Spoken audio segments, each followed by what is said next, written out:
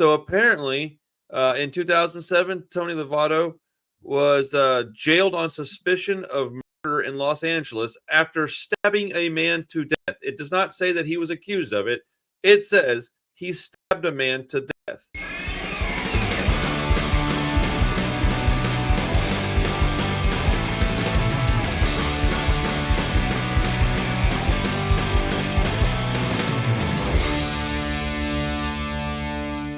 What's up, everybody? How you doing? Welcome back to the Punk Rock Review Podcast, and we have the return of the motherfucking man. Rob is back. We're hanging out today, and this is a really interesting episode, and it's a band I normally probably wouldn't cover on my own, which is just another reason why I asked him to hop back on. We've been talking about getting it back going, and a part-time thing might be a little more appropriate for now, so we'll see, but Rob is back, at least preliminary trial shit. We're working some things out, man. But I'm talking in the room again. Yeah. Right. So, like, and for anybody that's a fan of the homie Nitty, he ain't going nowhere, which is kind of the conversation. We're gonna figure out scheduling is all it really boils down to at this point. We're gonna talk about the band Mest today. Okay, so this is not a band I would typically cover on the channel by myself, but I've always stated that I will cover anything that is under the punk rock umbrella, and unfortunately, I don't know if unfortunately is the right word. That also means things that I don't necessarily love, but that deserve attention. And it does touch other different things, as in pop punk. Sometimes it'll do ska, reggae, oi. It doesn't always have to be punk rock. But so this is a band that I don't normally listen to or think about, but Rob is a friend of mine, not just like work colleagues at this point. We've been friends for a couple of years now. And so I was like scrolling through YouTube the other day, and I saw a Mest video, and it had something to do with this dude getting accused of, I think, offing somebody. Mm-hmm. And so I was like, what? I had no idea, but I was driving, and so I didn't want to mess with my phone. So I literally was driving, and I just went, all right, whatever. Boop, and just hit the button, like, I'll listen to this. Dude, within like 20 seconds, I hit pause. Like, I just turned it off because it was like an AI video, and I absolutely hate those. Is that what those videos are? Because I've seen I know what thumbnail you're referring to, and they're like that content is exactly what we used to talk about, like all that kind of stuff, like that. Right. And so what punk rock true story kind of stuff, you know? At least that video, it was very obviously written by a young person based on the language that was used in the video. I ultimately went back and watched it only because I knew we were doing this, but I was like, man, I Googled that and I couldn't find another video on this topic of the band really at all. So I was like, all right, this might work. So I thought Rob will bring something different to the table than I'm going to bring because I know you like this band. So immediately I thought, let me see if he wants to do this because I don't want to do it by myself if I can have Rob involved. So I shoot you a text. You're like, yeah, let's do it. Boom, we're here. And so we're talking about Mest. We're going to do a twofold video. Rob is going to talk their music. I got a few comments on it. And then I'm going to talk about the story, which I assume you're going to have something to say about this. So we can bring the audience a video that is not AI. So I hate that stuff. I absolutely hate write a script AI audio, and then it just doesn't sound good to me. It sounds really annoying. So you know, doesn't resonate. Like I actually don't learn from that stuff too. If I watch it, like I need tune like, out a voice. I need a voice teaching me, or I can read it myself. Like that's kind of it is audible. You can hear it. He's talking, but it's an AI voice. But that's what I'm saying. It doesn't connect with me. Like no, it doesn't, not at all. It doesn't the same way. You know, like if you were literally saying the same things, but with personality and stuff, it would connect. And that's it. AI's getting very good, but not free AI. And these people aren't paying for AI. They're using the free stuff, right? And it was weird because if I was going to do that exact video, I would have written the script. I would have used a little bit of different language. The person just talked like a young person. It wasn't bad or anything. It just was language that a young person would use. And the voice that they picked out was like a person my age, but like maybe a professional type. Yeah. And I was like, it just didn't fit. It sounded weird. And I only watched it to make sure I didn't make a mistake on any information I had today, because I went back and Googled some things. And so we're gonna talk about Mest as a band. We're gonna talk about is it Joey is his name? Tony Lovato. Lovato. Yeah, Tony Lovato, excuse me. Sorry. Tony Lovato.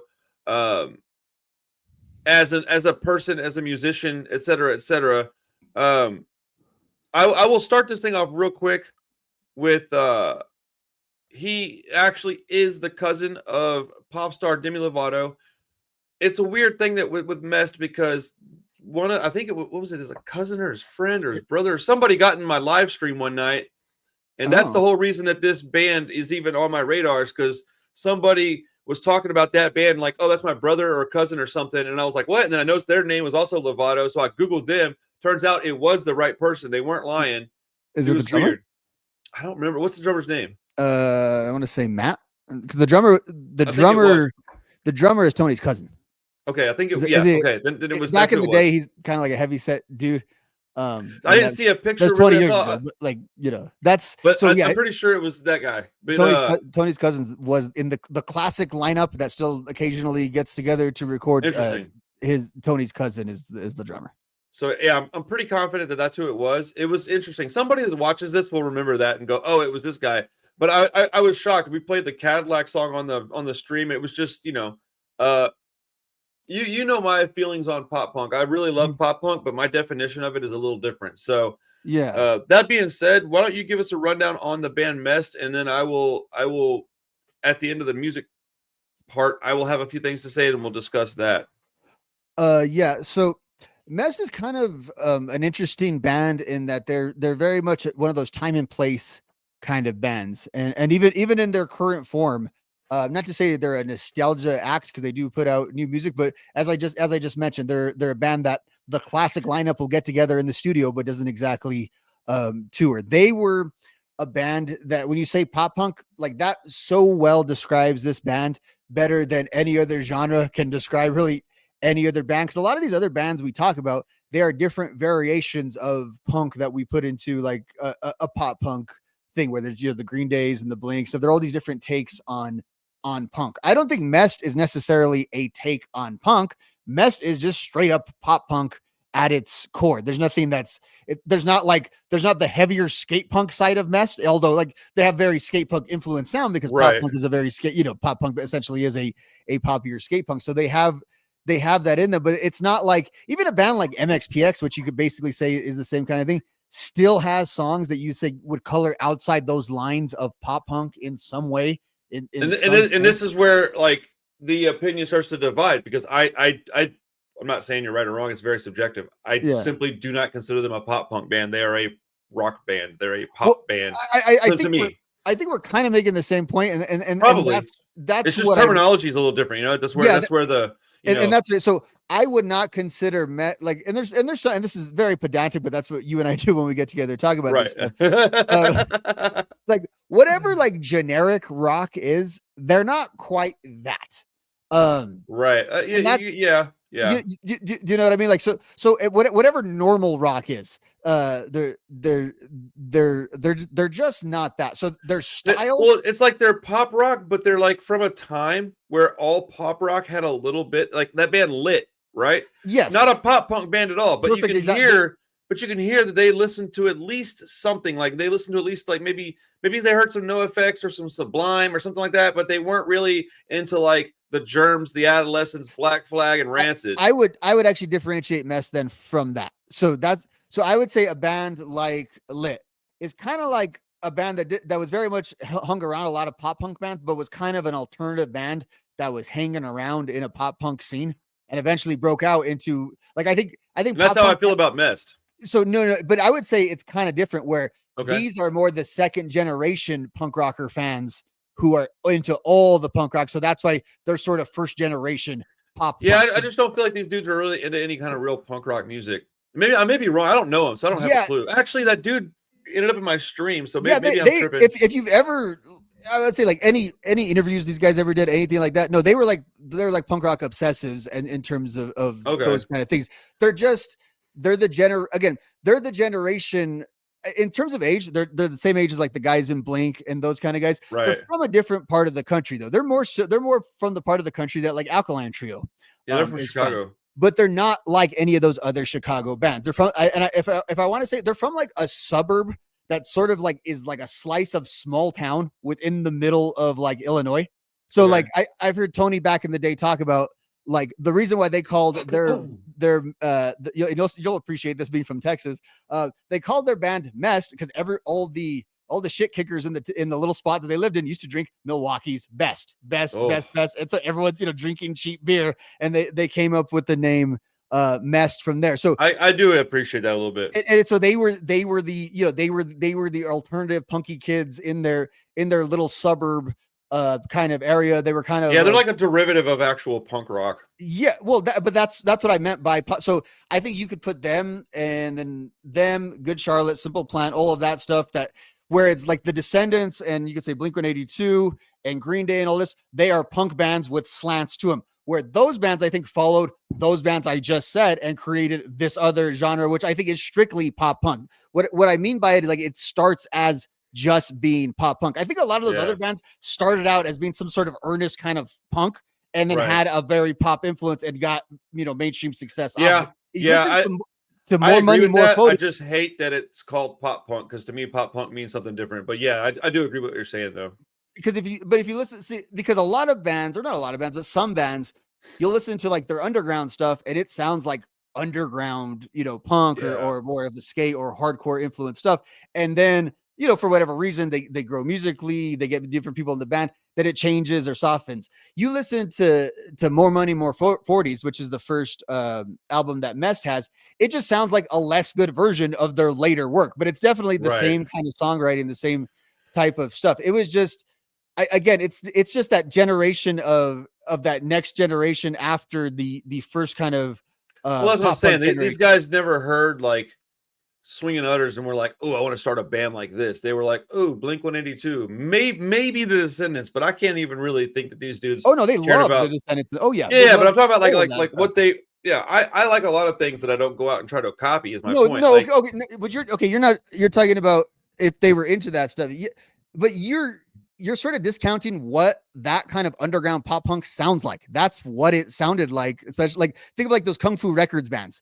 They would fit in perfect on that label if they were in California. Oh, man, they had a bunch of like corny hip hop shit in their music, bro. Those Kung Fu bands didn't do that. Those bands did. Yes, yes, they did. Those bands were corny, just like the Vandals were the poster.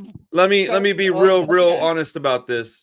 I don't listen to a lot of those bands, only a handful of them. So you might be right about this, and I don't like the Vandals. Like those bands are all adjacent to like when I think of Mest, I think of the generation of like the punk goes bands, like punk goes crunk, punk goes pop. Punk. So it's exactly those type of bands. And when I think about what I like about that type of music, and I think it's because honestly it got major label kind of production to it. Yeah, is there is more literal bounce in it. And I can say this about anything that was like anything that just had and eventually I think like Feldman replicated this with his production. Maybe he was influenced of that at the time, but all of that stuff just has a little more like bounce into it, like literally in the music. Like you talk about Mest, like the song Cadillac. Like the whole point of that song, yeah, is like, it's boom, boom, boom, boom, boom, I boom, boom. Like fucking hate that stuff. All of that stuff, and I think that's what it is. Is I'm just a curmudgeony old man, and I don't like that music. Oh no, it's okay. I don't give a shit. The other thing, here's another thing that I actually realized through unrelated research, and I've been wanting to tell you this, is a lot of the bands that we talk about in this, a band that we don't realize, I think very much influenced them because I don't like this band. Is they're all trying to be the Beastie Boys in a lot of ways. They're all trying to be a take off of the Beastie Boys. And when I think of all these bands I'd like that to have hear the bands talk about that. I'm very curious if they would say that.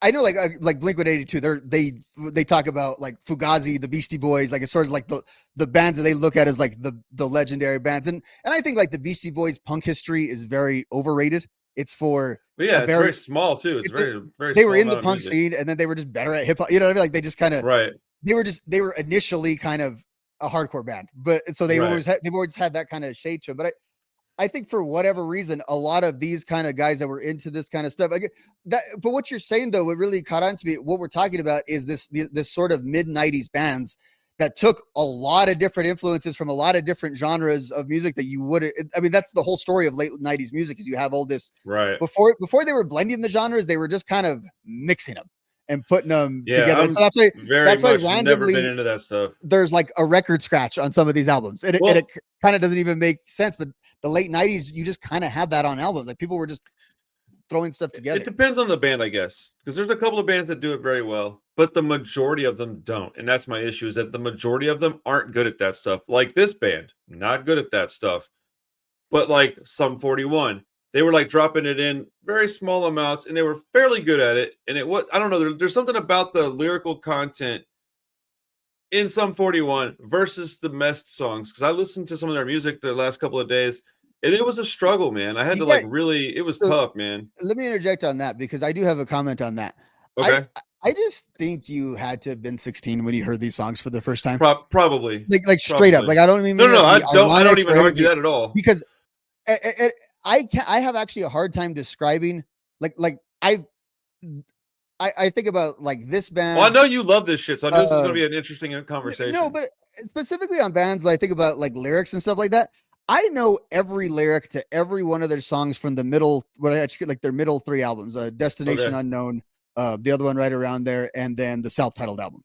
I kind of know every word to every one of those songs. And I think it's just because I got those albums like right when they came out, when I was, like 14, 15, 16. So like them and a band like say like Newfound Glory or one of those bands, not necessarily, or even Alkaline Trio, not necessarily my favorite of bands, where I like the Okay. NoFXs and the Rancids and all them a whole Right. lot more. But I tend to know like every lyric of every song that those kind of poppy bands that have songs about girls wrote when I was Well, it also was a teenager. designed for that, though. Like Yeah, and I Rancid and think NoFX weren't designed for that. They were designed to be good songs on good albums to have a message, and these songs were designed to be earworms. and I think that's why, like, when you go to, what are these NoFX shows or something like that, you see such a range of generations. You have kids that are getting into NoFX. This stuff, and again, like I work with teenagers, they like a lot of pop punky stuff, but they find their own version of it. They'll maybe find a Blink, or they'll find the more legendary bands, and that's what you kind of mean it maybe by lost in time, is if you weren't there, it kind of doesn't resonate with you. And it's hard to explain what exactly that is, or what accounts for it, but it makes total sense. Like there is stuff I totally like and respect and can kind of understand why people like, but I don't feel it. And like for me, a band like Mest is so much on Phil when I think of why I like them. Like there's not a whole lot of things that I can point to that they do absolutely better than other bands, other than I just think I mean this as a compliment in the same way I kind of mean it with other bands, in that like in those three albums, there's not a lot of differentiation in the songs. And I mean that in a good way. And I think that they're basically a lot of the same. And in terms of like quality and Yeah. so there, I don't really have, other than the fourth album, I consider the third, the self-titled one. I do think that one is a little bit better than the previous two.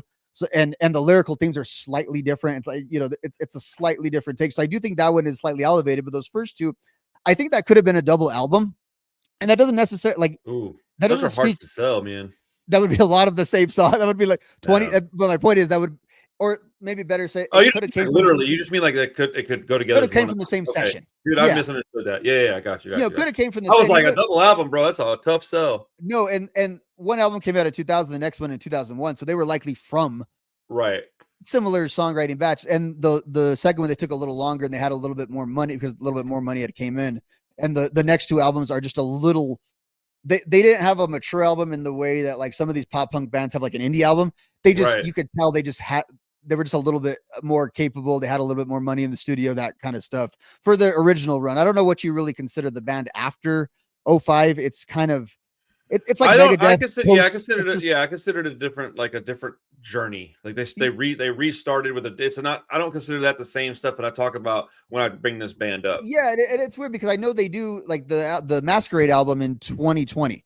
That was written with the classic era lineup, which is basically what we're talking about, give or take a guy from there. They wrote that album together and recorded it, but they have a very consistent road lineup. Like I've bought a few like live streams from them over the years and stuff, and it's the same dudes, like it's the same band, and so it's like Okay. that kind of reminds me of like Chris Rowe of the Ataris, who it's like it's the one guy who's the songwriter that's still kind of touring with the band. Again, I guess on a larger scale, it's like Dave Mustaine. You know what I mean? Like, yes, it's Megadeth. Yes, he wrote the songs. Yes, it essentially sounds the same, but it is different. And with Mest, like they had a second vocalist for some songs too. So you do actually lose some of the dynamics in some of those songs, which I think the new guitarist does sing those songs live and sounds, competent with him, but it sounds better with the guy who actually wrote the lyric. Well, I have a thought based on you were saying like why would I don't know if this is exactly what you were saying, but why would somebody like a band like this, and why does it resonate with people, and why did it get popular, and where did they come from, et cetera, right? Like all Mhm. this stuff, it's all one conversation because it all depends on where did you come from? Because certain people, regardless of wherever they grew up or and what like not where when they grew up, excuse me. Like if you were a 90s kid or an early 2000s kid or hell even like a late 80s kid, if you grew up in a certain way, you might hear this and it might resonate with you. Whereas somebody else that grew up a different way, as in like let's say you take a kid from like a I don't know, some kid from the inner city of Detroit. They're going to hear this. It's just not going to resonate with them. Their life wasn't the same life.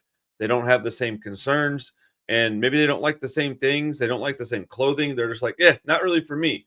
But if you take a kid from outside of that city, say 10, 15 miles, that grew up in a slightly less hostile environment, maybe mom and dad were both around or something, and his concerns are a little bit different. His life is a little bit different. He hears this, it's going to resonate with him different. And I don't mean that in any kind of like slight or any disrespect. It is simply observational. I'm just going, oh, okay. Well, these kids would resonate with this. These kids would not. And I assume that that's what's going on with me because I grew up a way different person than most of the people that I've ever come across that like music like this. And that includes a lot of people that I'm friends with. A lot of my friends that they Mm. didn't grow up like I grew up. We just grew up different. Some of them had more money than me. Some of them lived in a better neighborhood. Some of them didn't. But the ones that grew up going to the mall, having a little money to shop, skateboarding, things that cost a little bit of money. Skateboarding is not cheap, man. People that Mm. broke people can't skateboard. So like skater kids, they listen to this kind of stuff. And I was a skater kid, but I also made my own skate shirts, got made fun of it all the time because I was poor all, my whole life. So I think I just had a different mind frame, and I was no matter when I heard this, I was never gonna like it. Like even when I was a kid, I didn't like music like this. I didn't like the blend of stuff much in the 90s. I was over that very quick.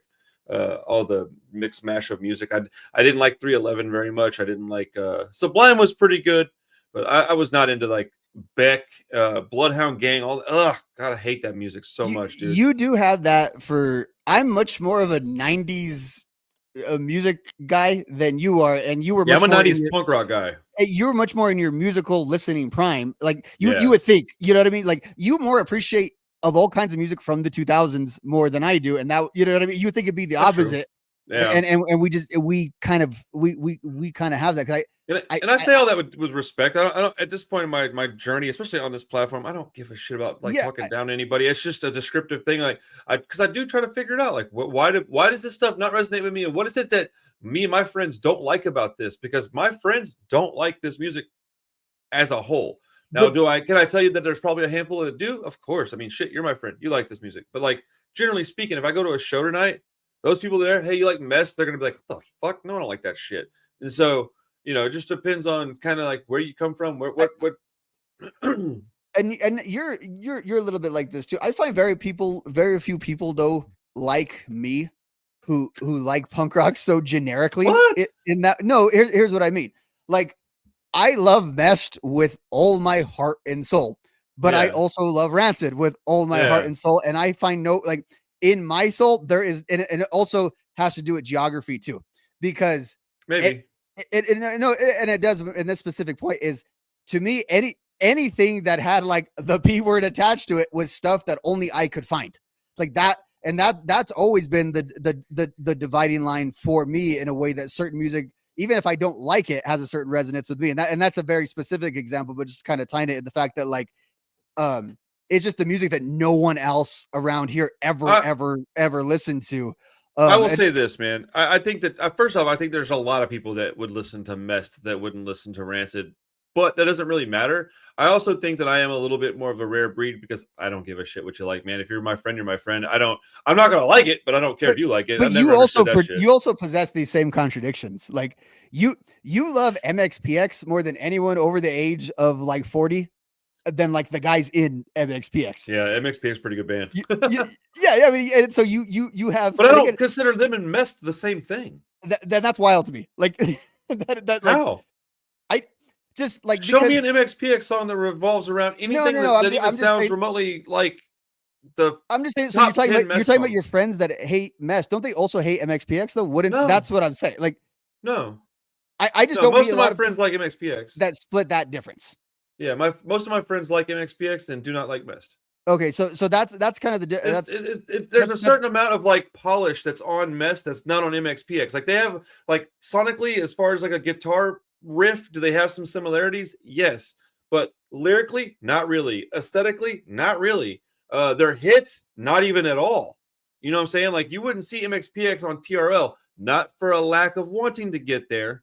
I'm not saying they didn't want to get there, but they didn't. That's not what they did. They just played House of Blues here, and they played with the Ataris. Like I just can't imagine that. Well, I guess now the Mest might do that, but like back in their heyday, MXPX's biggest venue was probably still House of Blues. Mest's wasn't. It was much larger than that. What? No, are you kidding me? Like this? What do you think? Where do you think this was filmed at, dude? Like, you're giving Mest more credit. They're not that big. They weren't that big. Like, but they were trying to be. Is my you're point. Like the size of like a band like MXPX. Like, I think you're just saying it because you like their music more. So you're ascribing more like punk rock credibility to like MXPX than you are. No. MXPX doesn't have a lot of punk rock credibility. That's. But I'm saying that they do have more than Mest, and that's regardless of how I feel about it. Like, for what is the theoretical difference in this scenario between Mest and just their MXPX? music? It's far more what I would consider a punk band than Mest. I don't consider Mest a pop punk band, even, dude. I just told you that. I don't. They're a fucking radio band. MXPX, in my opinion, is not. So again, very subjective. Okay, let me just ask you a straight up question, and I don't mean this conversationally, but I need to know this then because we always come to this impasse. Yeah. Tell me what pop punk is, because I don't think you think anything's pop punk then, because I don't know what you think is pop punk. The Ramones is pop punk. The fucking Masked Intruders pop punk. The Descendants is pop punk. MXPX is pop punk. Blink-182 was pop punk. Newfound Glory is not pop punk. Good Charlotte is not pop punk. What is this stuff then? So we can clear up our definition. What is that stuff? What the stuff that you're Mest saying and shit or Good Newfound Glory? What is that then? Pop rock. I've said this shit 1,000 times. I've never wavered on it, nor will I ever. It is just pop rock. It's fucking radio rock. Like that's, and it's not, and that people get upset by that because they like those bands and they have an idea of what this band is, which is fine. Okay. But when I go, yeah, it's just radio rock, they're like, no, it's fucking punk rock. I'm like, no, dude, they hang out with some punk rock guys. They like some punk rock music. They got some punk rock somewhere influenced in there to a little bit, but many bands does. Pink has a song written by Rancid. It's not a fucking punk song. I just don't understand the dividing line unless you're going to say, like, I understand if you want to say major label and non-major, because then I can, like, I think there is a difference between major and not, but then like then your distinctions wouldn't be the same either, because then the other bands have to go excuse me, if that would be the case. I don't really care what label you're on so much as like just God damn, sorry. Okay, here, I'll give you a fucking example. Let me just read this out real quick. Give me 1 second to read this out. It's only going to take a minute. Okay. This is the songs that I listened to with Mest. I went to like the This Is Mest thing, and my goal was to listen to as many songs as I had time to it. I had like 4 hours, so I thought I'd listen to quite a bit. Cadillac. Sounds like Good Charlotte and Sum 41 had a Hot Topic baby. Super corny, but objectively catchy, I guess. What's the dealio? These fucking song titles, dude. Like, it's fucking lame. That's the difference. It's fucking corny. Like, it's like 311 covered Blink-182. Incredibly hard to listen to. Fuck, this is awful music.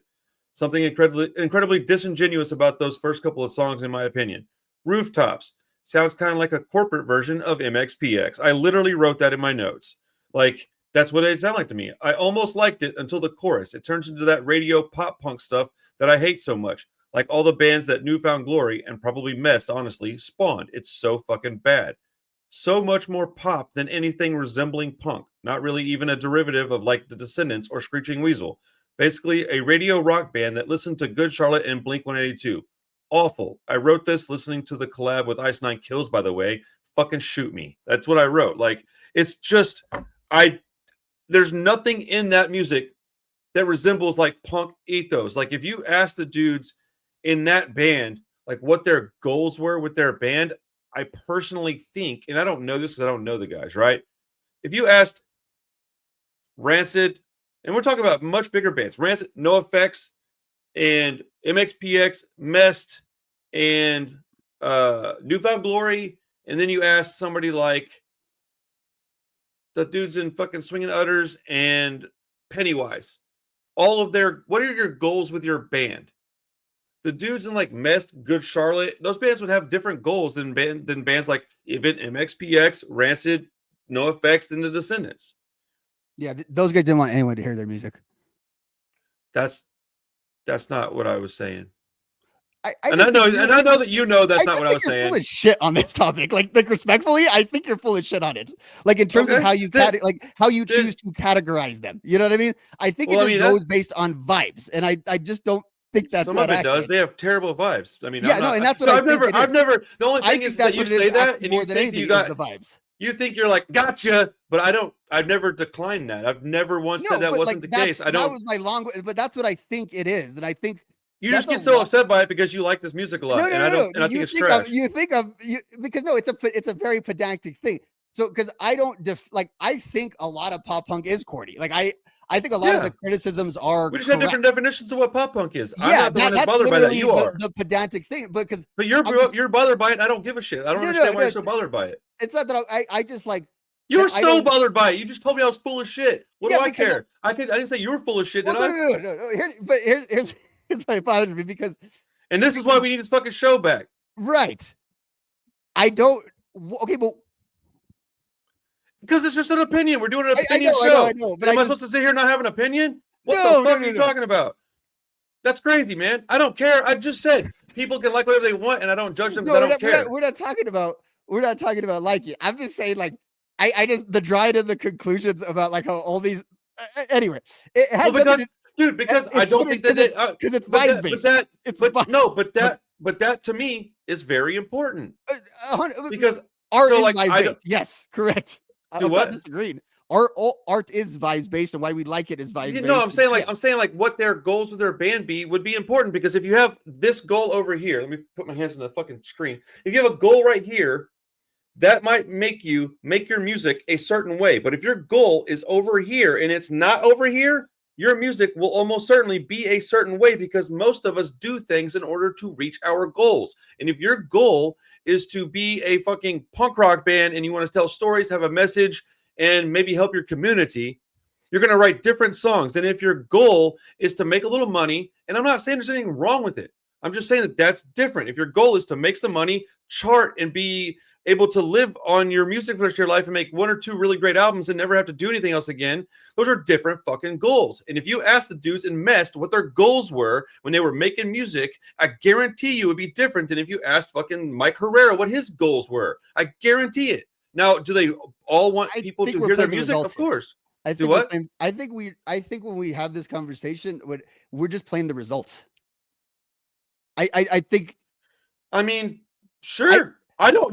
None of this shit bothers me, man. I don't give a shit. But I think say if Life Won't Wait went triple platinum, yeah, we would also probably assume that Rancid made music to have platinum records or whatever. I mean, except with bands like that, I mean, you can just tell that that's not what they're really trying to do. I mean, maybe the Offspring might have wanted to do that. I don't know. Their music's quite a bit different than Rancid's. Like just inherently, like it's just different. Well, like the Offspring specifically, they've talked about they never envisioned the music getting that big because nothing had ever. And that's again, dude, that's actually a crucial point to some of which. So like Good Chart, like Mest has never, Tony's never really talked about it. Again, a lot of these guys start bands as teenagers. So it's we're gonna get into a band he started as a teenager. Just a few minutes. that's part of his story as well. But also like after a band like this that starts in 1995, Blink starts or a little bit earlier, 94. Good Charlotte starts mid-90s.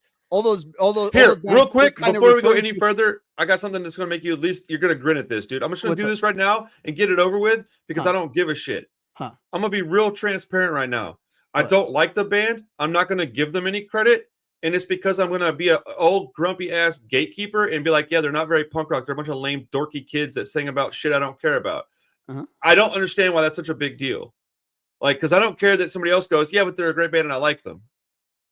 Enjoy it, man. Like, I don't care. I'm bewildered by your fucking comments earlier. I'm absolutely flabbergasted.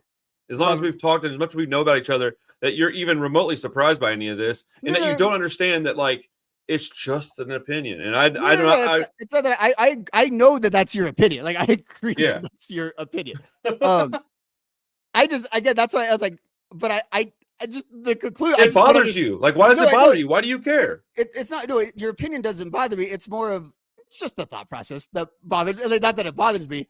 I guess it's more of that I just like to engage with. I think that you think that is propelled onto you as a person and a fan of their band, and that you think that if I think that way about them, well, what do I think about you? Except that that's not how I behave and think. I don't act like that, behave like that, or think like that. I don't think you put a value system on what. No, I don't care. You like, and look, and here's the thing. Do I think that if I met these guys that they'd be pretty cool? I mean, I would assume so. Like, this has never been about them as people. At least not this part of the conversation. I got some questions later, but like, I don't think that the dudes like are bad people. This is strictly based on their music and their music only. They have songs that I listen to it and I don't understand how somebody can listen to this and go, "This is awesome." Like, I just don't get it. But there are people that think that way. And some people listen to like Discharge and go, "Oh, it's just terrible." And I'm like, "Yeah, fucking." And I imagine people do think it's terrible. But in terms of that, like, of why someone would have started a band and all of that stuff, do you agree that you ascribe the bands you like? You tend to ascribe that sort of positive. That's what I like about them. So yes, like, how hard is that to figure out? That's what I like about them. No. Okay. So of course, like, yeah, I mean that's very obvious. I don't like the bands that don't do that. I do like the bands that do that. So would you say that they do that? Of course they do that. No. So here's the thing then. Does that have to be the band's gimmick in order for you to like the band? No. Sum 41 is a band that I think made music to make money, and I like some of their music. I like a lot of it. I don't like all of it, but like this band, as I was saying earlier, like I think that they like could have been a band that I enjoyed. It's just they go a little too far with the shit that I just simply can't get into. I don't. It's just not for me. And again, I believe you in your opinion. It's more of the fact that I try, like, you're not the only one that has some of these opinions, so we try to sort of tease these out. Is it also the case? And now you're weird because you like when it comes to like. Do I contradict myself all the time, bro? I'm not. No, but age is strictly just a number with you. I mean that in a positive kind of way. And that you will listen to really old music and get into it, and you will listen to really new music and get into it as long as I listen to a lot of modern stuff, and I started listening to classic stuff recently, even. I do wonder though. Okay. Do you not like the stuff that was like when you were like 22 that really annoying 13-year-olds were into, and you just kind of don't like any of that stuff? Regardless, like that might be the case because that came out in the early 2010s, like any of the hip hop that came out in early 2010s, any of the indie, even the bands I like, I kind of don't like the stuff from that time period. And I think that's the time when I was like, that might be the case, and because it was something like I don't know if you culture and all that kind of stuff. You know what I mean? That's what I was gonna say. So back then, I was a fucking manager at Hot Topic. I fucking hate everything that came out that in that era. So like. And it's because it's fucking lame. It's not because it came out in that era. It's because that era to me is fucking lame. The hip hop pop punk shit is corny as fuck. Like, I hate it, dude. It's so stupid to me. Talk about what's the dealio, dude. I want to fucking stab my ears with a fucking pencil, dude. So think about that Beastie Boys influence I was talking about. Doesn't that totally? See, like, except that the Beastie Boys stuff I don't find corny, and maybe it is because of my age. I'm just saying, like, I don't. Well, because I find the Beastie Boys totally corny, and I'm a little too young for them. So maybe which stuff do you find corny? All of it? Kind of all of it. Yeah, like I agree. It's kind of good, like the earlier stuff, but I find it as basically kind of the way you feel about this. I can see how you think Beastie Boys are corny, because I don't like love the Beastie Boys. I don't own their albums, but like when it comes on, I kind of like hum to it because I've heard it so fucking much. But like. So yeah, I guess I have to go ahead and concede that the Beastie Boys would fall into this category, even though I respect them a little bit more. But I think it may be just solely based on age. But yeah, dude, this stuff, and it might be an age thing, and it might just be like this is just stuff that, because like I really want to like Newfound Glory because I like some of the dudes in the band so much. I fucking can't get into that band. I've tried a lot, dude. I own one of their albums. I've owned many of their CDs. I can't get into them, dude. I've seen them play live. I've tried, man. I just can't get into it. I think it's that like easy core, like pop punk style stuff. That's the shit I can't get into. Is like, I think that a lot of it has to do with they're aiming for some radio play, and that the style that would get on the radio is just not something that resonates with me. Like I just But don't dig it. I think you're hitting on some real points though. Is again all these I'm late okay being 90s. shallow, by the way. Like I'm not even like tripping on that. Yeah, but because like if you think about it though, like Green Day and all those guys had already done it. All these bands had already done it, so there was a template for them to go like so. And this is what a little bit what I was saying about playing the results. So like when the Offspring were doing it, there really wasn't, especially like if you go up to Smash, there's not a radio standard for them to live up to. They created and that's okay. the, Yes, we're the getting radio, somewhere. the radio Yes. standard. I think you can argue, and I would agree with you. And this is why some of those bands don't necessarily last if you weren't in the time. Those bands are kind of just takes off of what those bands were doing. That's okay. So if you didn't get it on the first run, it doesn't. No, I agree, and I think the 90s like, specifically. If your influences are Green Day, Offspring, and Newfound Glory and Blink-182, but your influences aren't No Effects, The Descendants, The Ramones, like I won't find much in your music that I can latch onto because it's not the same music. It's just not. And it doesn't mean it's good or bad. Because like there's people that listen to the Sex Pistols or Ramones, the Damned, and they go, yeah, but like Epitaph shit is not punk rock. So like when they say that, I don't get offended by it, but I do say, yeah, you're wrong. So some kid is going to say that I'm wrong. And I whatever, man. I am not an authority. I've maintained that shit since day one. I'm not an authority on anything. I don't care about that. I just like to talk about it. And you know, it's also the case. Like our punk heroes, like a real like old school punk heroes, they have very few like punk bands that are their influences because there just wasn't as many. There wasn't a template yet. So I think it's a little bit weird as all of the artists get. It's strange, isn't it? It's hard to actually figure out who you're influenced by in the same. Like nowadays, like again, a lot of stuff just depended on geography and your social background. A lot of that stuff mattered on how you were going to get to music. A lot of that stuff, like you were saying, and now you can kind of just be influenced by anything and everything. But even then, it was so like Mest would be able to be influenced by, and I think this is the point. I think it's more of a yes and then again, like the Descendants could only be influenced by like the Ramones and by Black Flag. So that was kind of their only option. Which makes them have a bunch of stuff in their music that I resonate with. Whereas when you start getting as a derivative of, and then a derivative of that, and then a derivative of that, it just starts getting so watered down. That's why I don't really like hardcore, even though it comes from our sort of or the hardcore. Yeah, see, my definition of hardcore is different too. I call it Knock Loose just metal. No. But I don't like the stuff that was presented to me as hardcore because like hardcore is supposed to, I'm just like the metalcore, I guess. That's okay. That's the stuff I don't like either. And so because that stuff was just kind of influenced by like the big metal bands that were influenced by the punk, but you know what I mean? It really wasn't, it didn't come from that same sort of state. So it just resonated with me as a different shade of metal. Exactly as you're saying, because when it comes to actual hardcore, while I may not know a lot of it, I tend to not be as hostile towards it as I think I am. Generally, because then you get back down to what is hardcore, and then that definition starts getting a little softer. And because it depends on who you are, what year you were born, I guess, and region, and like yeah.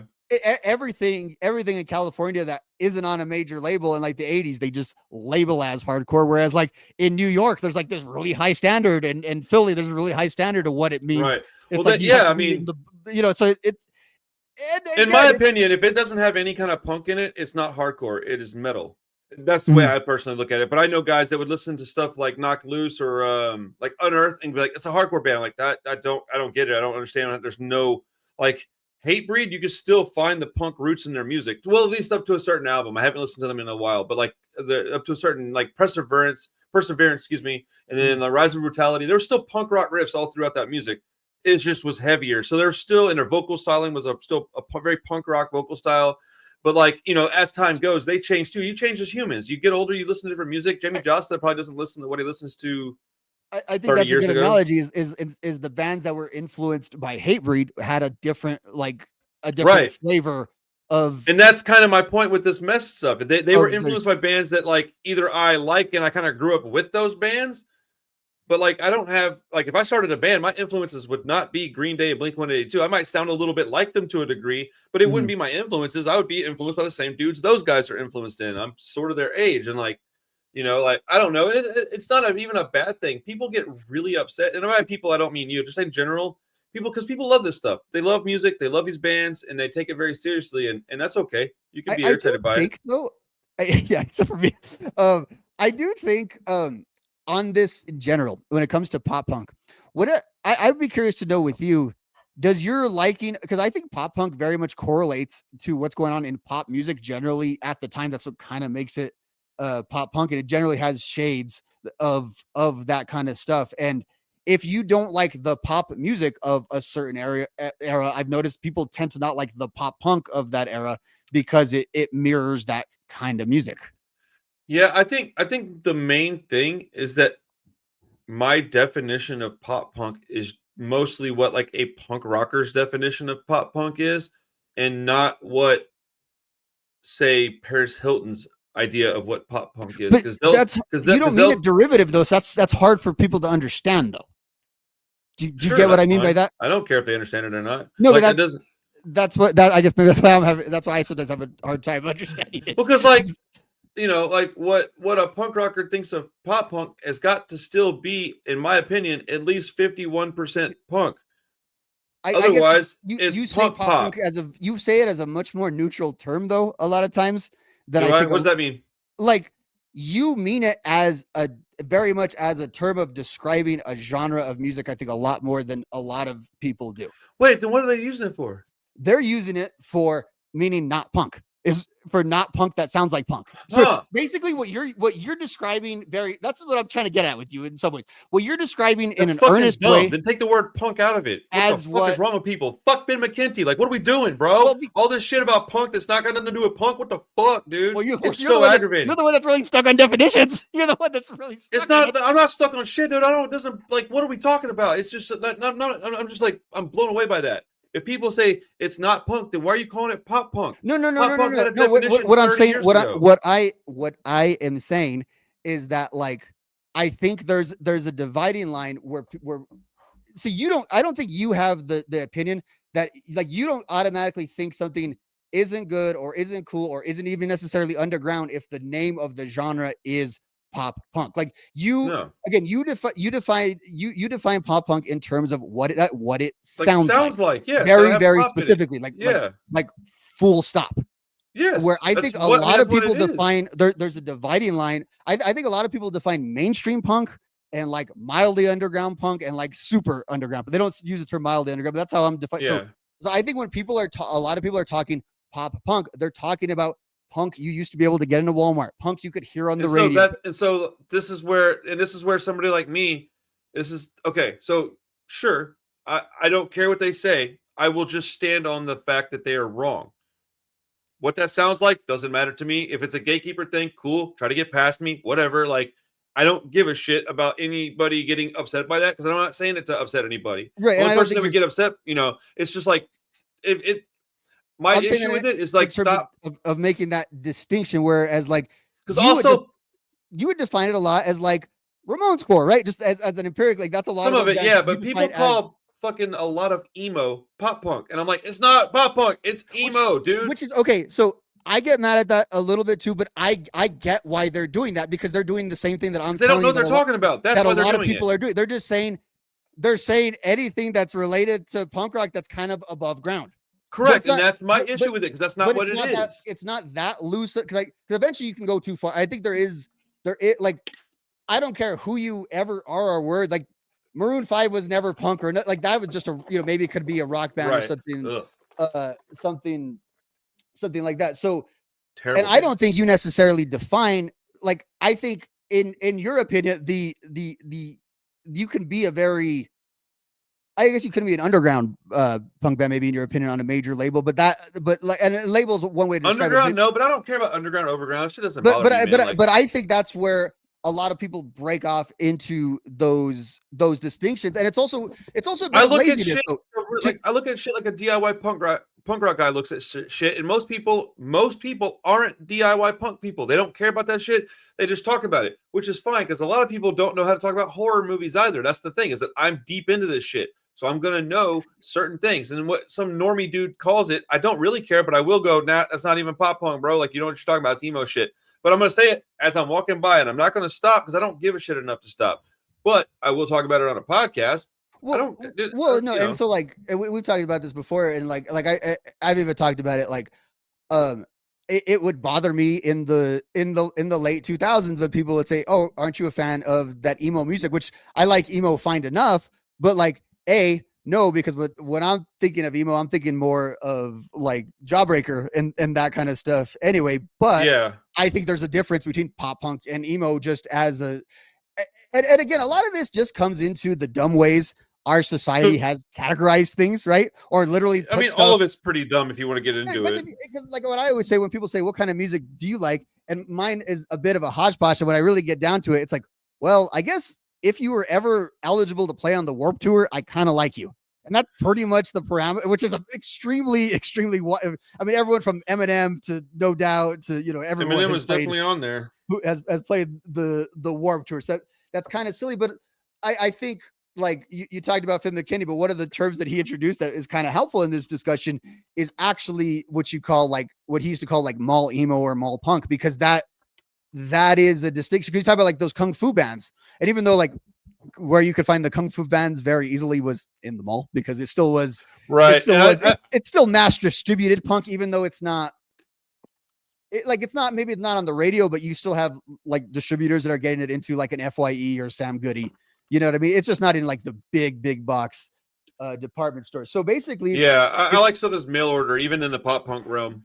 if yeah, That's what we're talking about. It's no, like no, for real, like I'd prefer my shit to be or, like Lookout Records pop punk versus fucking BMG pop punk. yeah, and I think though, like if you look at the see, this is where I would get into a little bit of splitting hairs with you. When you look at the contents of some of those bands, I don't think they're a whole ton of a lot different. I think sometimes you have a little bit slicker production on stuff that's just straight And up I don't think they on have to be that much different, but they're no, different, no, I and know, that's but I the think that thing. I think sometimes those lines end up my larger point, those lines end up being what define these things as genres, and Yeah. where we get into these these things about debate, because it's other things that end up defining them. And that's what I am appreciative of your analysis, because it's based on the music. Right. and and, and that's That's all I and really care about. yeah, and I think that's what's crazy about music, though. It's music is very loaded. It just, Yeah. even the way, even if you just take it as music, like we all bring something to music in the way we receive it, because there's all these things and all these biases, and that's why it's fun. Like, music can never really be outdated. Like, I know it's kind of cliche, like, oh, you're just gonna talk about the same bands forever, but I kind of can, because I'm gonna have a totally Yeah. different opinion on this album in about like three, like that album in 2003. Some of those songs really resonated with me, and some were really corny back then. And honestly, that ratio is kind of flipped in my older age of how I feel. Like, some of those love songs I thought Well, were corny, I nostalgia, think yeah, nostalgia will hit you too, though. It's things that yeah, you and didn't that like back then, you'll just hear it and be like, "Oh, I remember back in high school." so I feel that way about pop. I like pop music from the early 2000s way more in 2025 than I did in 2003. Oh, I'd probably do too, though. I'm way more nostalgic for music I didn't listen to, but I know I was around for. Well, I I mean, don't. that's how it is, though. As you grow up, yeah. I mean, yeah. I just think that. It makes me mad though. I don't mind being No, I don't. nostalgic for the stuff that I like. That's funny. Okay, being nostalgic for Mest, I'll sign up for that all day long. I want to go back to that time of all day. Maybe not necessarily, but like I'm nostalgic for that. I'm not nostalgic for stuff I didn't receive, but I guess I'm nostalgic for a time. I mean, I guess is that what it is? So I guess. before we talk about this dude, like as a person, Yeah, I want to say something real quick about this band. sure. Because I have to say stuff like this, and every time I bring up a band like Mest or MGK or anybody, Good Charlotte, Sum 41, any of those like popular, more famous bands, right? I have to make sure people understand this. I don't care if they exist. I would actually prefer if they do exist, because at some point there's going to be somebody that gets to be a real fucking DIY punk rocker through this band. And for that reason, I don't have like an issue with them, man. It's all about what you get out of music. I have never been the person that will get something out of this music. I was never going to be that person. I've lived a much harder life than that. And that doesn't make me cool, or it just makes me different. I've just had a harder life. So I'm not going to listen to this stuff that's like super poppy and jovial, where their biggest problem in their whole life is a girlfriend. Fuck that, man. I had bills to pay at 16, man. Like, I didn't have the luxury of being worried about some girl in my high school, and I sure as shit didn't drive a Cadillac. I never had the fancy clothes. Like, So there's just a certain amount of that, but some young kid might, and that kid might listen to this and then get into something else, and then get into, before you know it, he's going to shows with us, you know. So like, I don't have a problem with this music existing. It's got to exist to some degree, even, and I'd rather listen to this than most other stuff on the radio. It's just this is the topic of the episode. This is what I'm going to talk about, and I genuinely thought I was going to like a bunch of this. If you want my honest opinion, I was pretty surprised that I didn't make it far into their catalog. I was like, huh. That's wild. This really is bad to me. I thought I was gonna at least enjoy it to some degree, and I really didn't. Oh, you're muted, buddy. See, I finally learned how to use the mute button, and then There we go. So I think anything that could have been on like an American Pie 2 soundtrack, you just reflexively don't like, and that's a good shorthand. I'd say like 98% of it. I'm serious. Like no, I am too. I don't like Goldfinger. I don't like fucking. It lines up with both music and that specific time period. Like both of those things. Right. Very yeah, because back when everybody was doing that shit and everybody was at the mall spending all their money on American Pie apparel, I was like broke and trying to pay bills, and I was going to like see fucking the Casualties play. I didn't care about this shit. Like that's the thing is like I like pop, like flavored punk rock, but it's still got to be punk, man. I don't want to hear no fucking shit that I can hear on the radio. Like if it's on the radio for very long, it's probably just not for me, man. They because there's a formula for the radio, and I don't want to hear music that's been on there very much. Like some Rancid, and I guess maybe No Effects, maybe Pennywise. They've had a couple songs on the radio, but I haven't heard them. They haven't been down here in Texas, and I'm speaking based again. This is regional, you know. I don't what I think of as radio music, you might not think of in California or New York. So. I've never heard any of that stuff on the radio, and I would imagine some people in Cali probably have. Well, like, yeah, that's for me. You talk about anything. That's how I would define it. How I used to define anything as being punk rock is like you didn't hear it on the radio, you couldn't get it at the stores, and for even like I recoil at people who were saying some of these bands were bigger than they were because empirically they were. But I still couldn't, like, I still had to work to find them. Right. I had to work a lot harder. I mean, there is a certain amount of like accessible, but still how accessible, not as accessible as say fucking Limp Bizkit. Yeah, and that's exactly like I still again my famous story is how I found the AFI records at Walmart. I don't know how I did that, but but I found them, and it's funny though because you do look at what some of the stuff turns out to be, and it's on some of these lines in where they were drawn and how we felt about them at the time. Like there's a bunch of bands that I think were a lot heavier than they were, and I go back and look and they just dressed really cool. Like they weren't that heavy. They just dude, that's a lot of those bands. Like what's the one I'm thinking of right now immediately? As soon as you said that, I thought of somebody, and it was somebody that resembles Korn.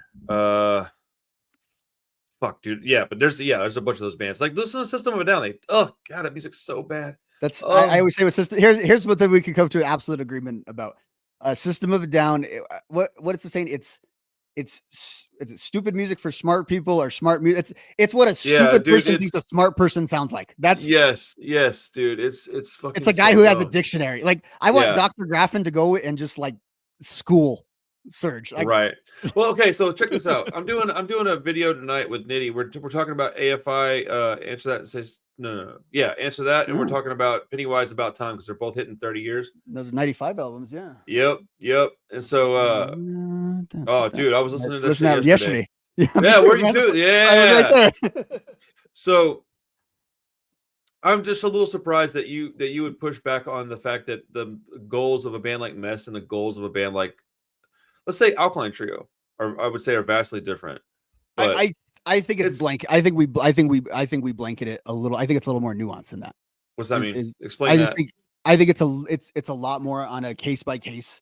Well, I think there's gonna be. Well, I do think it's gonna overlap a little bit. They're not completely separate. I'm just saying that I can speak to a band like Good Charlotte who said specifically punk was their favorite genre of music growing up, but their goal was to be a giant band. Like they said they never made any qualms. So that is exactly my point. That's exactly what. Yeah, that's exactly my point. Alkaline Trio's goal is to be what I'm saying is that band has said that on the record. Like that is very much like so that criticism I very much I think can apply to them because like it is there. It is. It can apply to anybody that makes music. You don't just take it from the music. What I'm saying is the conclusion isn't just drawn from the music. The conclusion is drawn from them No, saying but it. like that's an outlier, man. Because most bands don't. You don't have that luxury of having them say that on the record, so you have to decipher it from the Well, music. most And bands like, would, most bands would never say that.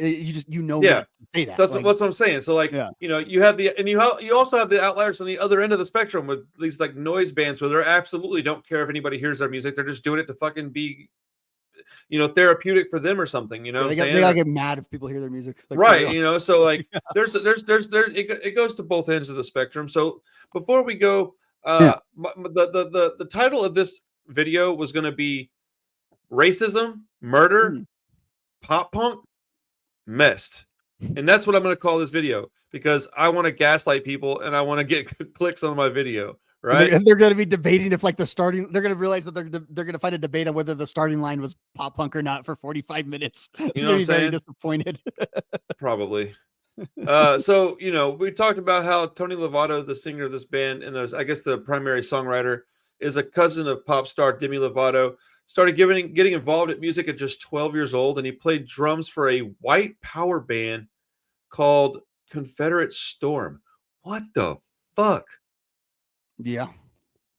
Okay, do you know anything about that other than the fact that happened? No, and that's every time I even asked someone who kind of knew him to ask what this is years ago, asked like what was up with it, and everyone just What was up? says That's a like, good. I mean, I don't know, he just played in the like. So I've never heard I any don't know. He feedback played in the band of him being like, the dumbest kid, actually probably. involved in this stuff, but he was in the band. Like, I don't know, Right. I don't ever know what to do with that. I have in reality, the reality is he was 12. It says right there. Okay, so if he was 12, you do a lot of stupid shit as 12. But it also says I got to give the guy credit where credit's due. It says that he left the band at age 14 because he started to think this isn't who I am. I've got friends that are Mexican, friends that are black. I don't dislike them, so how can I be part of this stuff when my true feelings are everything that is not that? And I have to assume that he meant that because, well, I don't know. I feel like I don't know, and I don't want to like tar him for it either, but it's always just kind of stood out, and like I don't know why. Well, like, it goes in line with the other thing I want to bring up about the guy because certain kinds of people that believe certain things also behave in certain kinds of ways. Like, I don't know, stabbing a guy in a parking lot and then saying he wanted to fight you. Okay, so apparently, in 2007, Tony Lovato was jailed on suspicion of murder in Los Angeles after stabbing a man to death. It does not say that he was accused of it. It says he stabbed a man to death. And then it says the stabbing, Lovato was accused of stabbing Wayne Hughes to death in the underground parking lot of an apartment building in Studio City. Lovato claimed he acted in self-defense after Hughes challenged him to a fight. That's absolutely insane. But then it does say prosecutors declined to file charges against Lovato, determining that he acted in self-defense. The Los Angeles County District Attorney's Office said that Lovato and Hughes had dated the same woman for over a year and that Hughes had sent threatening messages towards Lovato. So what I have a little bit of experience with, unfortunately, is the legal system in America.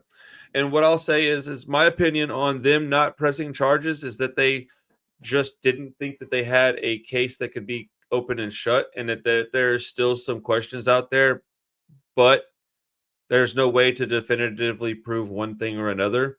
And honestly, that means you're probably, by law, not going to jail. You shouldn't if you can't prove something was done for, with malicious intent. If it's more likely that you were protecting yourself, no, you shouldn't go to jail for that. I'm not saying you should have gone to jail. I'm just saying, like, who knows? If they didn't press charges, it's not because they thought he was innocent. Is my point. That's my point. That's the better way to say it. Is that they weren't like, well, he was 100% innocent. We're not going to press charges. They were probably like, man, we can't prove it beyond a reasonable doubt, so we're not going to pursue it because that costs money. And that's how I feel about it. This dude's got some real skeletons in his closet. It's a fucking interesting person, man. I wish I could talk to him. I'd love to talk to that guy. I'd love to just hear his story. I want to hear his perspective from all of this.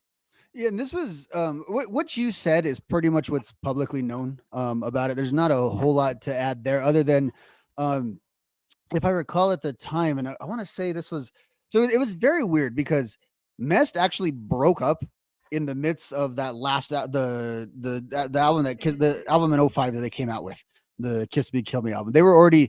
They'd been a band for 10 years. They were at that point where they couldn't be in the same room together, all that, all those hostilities. They were just done at that point. And Tony was kind of like hanging around sort of as a celebrity a bit, in that like you could like say you knew who he was, but no one realistically knew. He's a guy that like Mest wasn't even, you can call him TRL core, but I don't ever recall them making it like on like a TRL type of they just sort of sounded like the music that was on there. So they were not, this is not like it's not Travis Barker here. He's not nobody wanted to be. Yeah, not a legit. Right?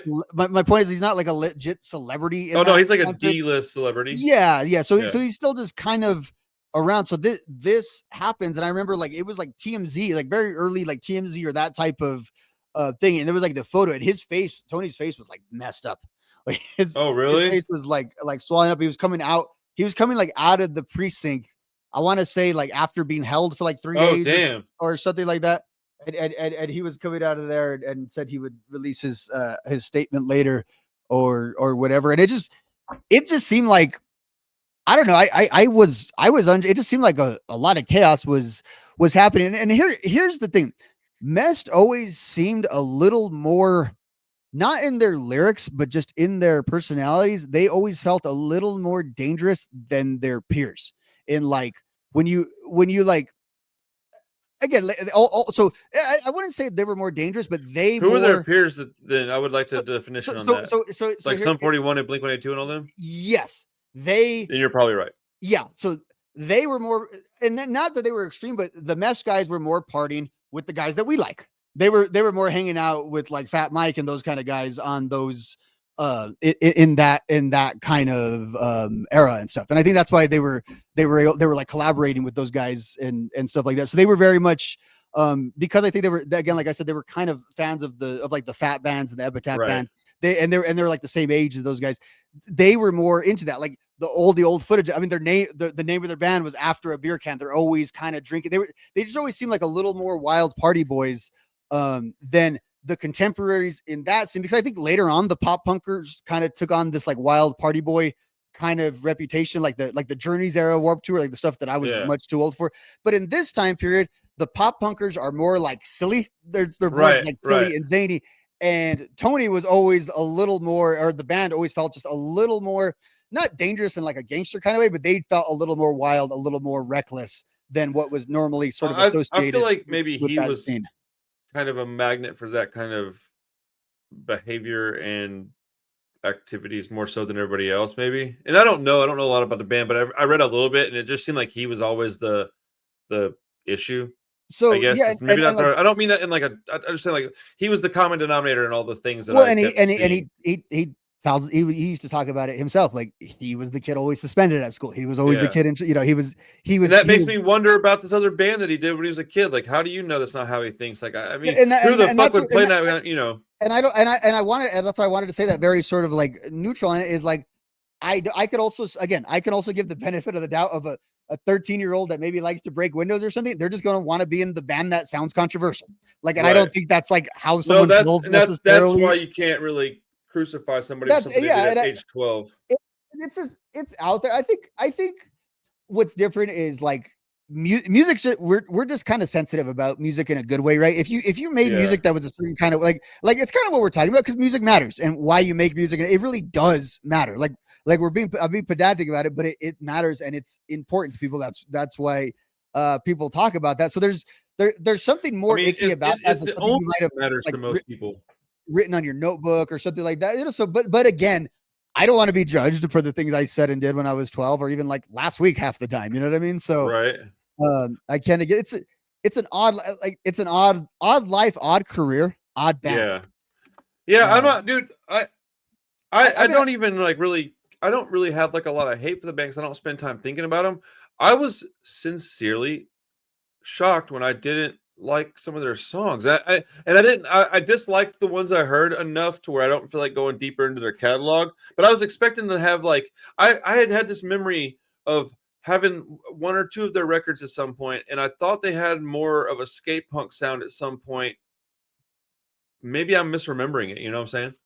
Yeah, I mean, and that's what I meant by we started this is I think of them as like pop punk for pop punk's sake. And that's exactly the point is like they don't have much of that. And that was, we went on this whole MXPX tangent, but even maybe I'm kind of conceding that one point to you, like at least MXPX, I kind of see like a skate punk sort of root in them, like a skate punk social distortion root in them that was kind of a take where I think this was explicitly pop punk. Like that's where you and I kind of disagree. Like, you think it's something completely. I think it was made to be pop. Like I think the goal is pop punk. Like that is what this is. I don't doubt that a bit. I just don't consider that stuff pop punk. As it's it's a definition thing, you know? Yeah, but like so there okay, but any music so pop punk, we don't think of it like this because the grown-ups never really liked pop punk till like years later.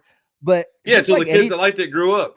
Yeah, so basically till I got in charge of all you people. You know what I'm saying? No, that's when they start charging us $500 to go to festivals and stuff. That is 100% true. As every track, but I'm saying like as soon as grunge went away, we thought of it as like a fad and a cultural moment. I think pop punk, because it belonged so much to the kids, like the adolescents. We took a long time to really like take it seriously as a fad. And if you look at bands like Mest, bands like the Ataris, there's bands like that in every generation of music in like musical fads. And the fads doesn't mean that they were trend hoppers. They just were able to get capitalized in. So the moment that they did their thing, it got really popular. My point was though, there's always bands like this that don't last the test of time into the, so now, even though like they kind of didn't last, they actually changed up their whole sound, but like Blink-182 found a way to still come through and still kind of be one of the biggest bands. They definitely are still one of the biggest. Figured it out. Now the Yellow Cards and the Ataris and the Mess in the world all came, or even like Alkaline Trio didn't make it to the very top, but found a way to keep it going. Those three bands I mentioned got very, very big. Never really had the infrastructure to get as big as they got, and the machine just tore those bands. I think all the things we're talking about there with Mest and with this band, I don't know if that had to do with his fame or anything, but like, why did we even know? Like, this band wasn't even that big. They were kind of famous. Like some of these people, it happened in the 80s with some of these bands were just like bar bands, and all of a sudden, because Motley Crue got big, then the bar band down the street also got really, really big, and they were not ready to handle that, or they did not have the same power, because maybe at the end of the day, they were just kind of high school buddies hanging out. That, kind of that happened because the Green Days and that's really not a statement on the authenticity of those bands. Maybe it's more of a statement, even though I like it, I think it is a statement not on their quality, but on the timelessness. There's a difference between quality and like Operation Ivy released one album, but that album's good forever and can be good forever and is sort of like carried with you musically through the time periods where I love this, but it's just 2000 again or 95, whatever the time this is very dated music. It's very much it's the same way a movie, like an 80s movie that looks like The Sign of the Future, and it's all like it is kind of what it is. Where it's yes, you can say Green Day. Yeah, Green Day sounds like Green Day sounds like Green Day at this point because they've been able.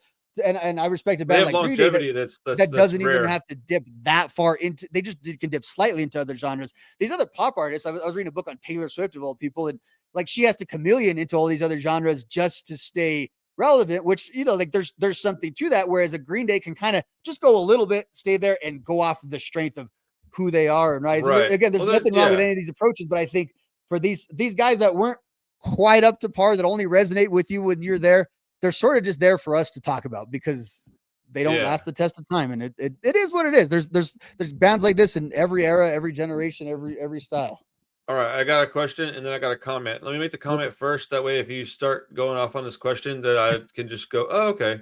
Okay. So I think I figured out, this is going to make you might make you laugh a little bit. Yes. I figured out exactly how to describe my issues with this band. I finally figured it. It took me, I've been thinking about this shit for days, bro. Okay. I love ska. Okay. I got you. But I don't consider, hold on. I don't consider Real Big Fish a ska band. Uh-huh. Mest is the Real Big Fish of pop punk. That's exactly what they are. They have fucking silly ass lyrics. They write these corny ass songs. They look ridiculous. It's Mest is fucking Real Big Fish. The only difference is They didn't get to be in basketball. So for that reason alone, Real Big Fish wins this fight because basketball is an awesome movie. Very dated though, very much a sign of his time.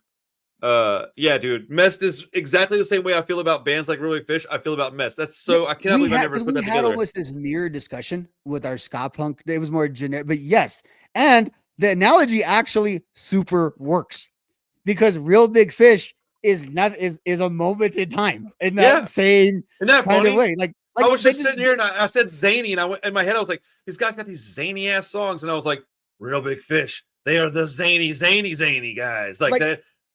Like basically, Real Big Fish. Real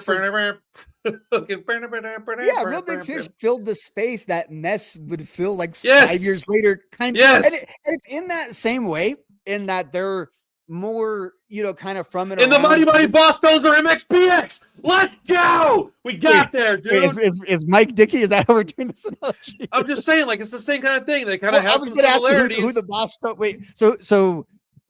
Wait, we could keep going on third way ska forever on this. Well, I feel like that's a very good.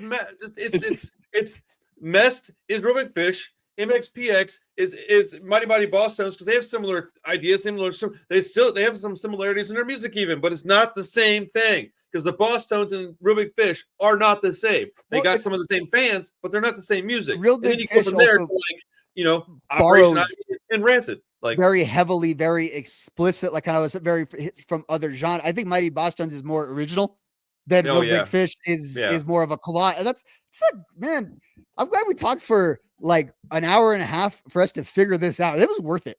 Yeah, it just clicked in my head.